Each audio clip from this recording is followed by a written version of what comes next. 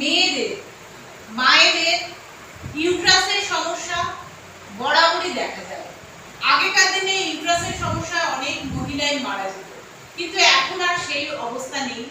মেয়েদের পিরিয়ডের সমস্যা, পিরিয়ড ইরেগুলার হওয়া বা কম বেশি অনিয়ন্ত্রিত হওয়া, এই সমস্যাগুলো কিন্তু প্রায় এখন সবার ঘরে ঘরেই দেখা যায়।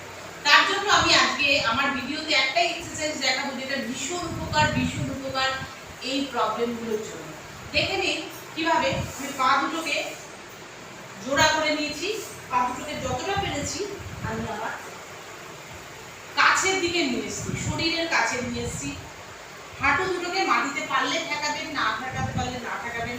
হাতটাকে জোড়া করে যতটা পারবেন পাটাকে নাচাবেন। এইটা একটা পজিশন।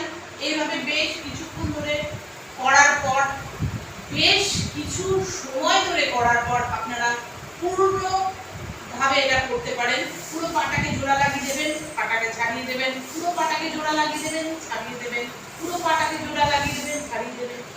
এই অবস্থায় বেশ কিছুদিন অভ্যাস করার পর আমরা কি করি, সম্পূর্ণ উপকার পেতে গেলে হাত দুটোকে সোজা করে পেছনে দিয়ে আস্তে আস্তে কিন্তু আমরা হাতটাকে ছড়িয়ে শুয়ে পড়বো এবং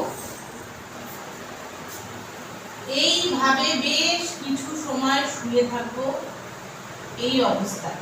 এতে আমাদের ইউট্রাসে খুবই আরাম দেবে এবং এই সময় আমরা শ্বাস নিব এবং শ্বাস ছাড়বো, শ্বাস নেব এবং শ্বাস ছাড়বো, নর্মাল ব্রিদিং করব।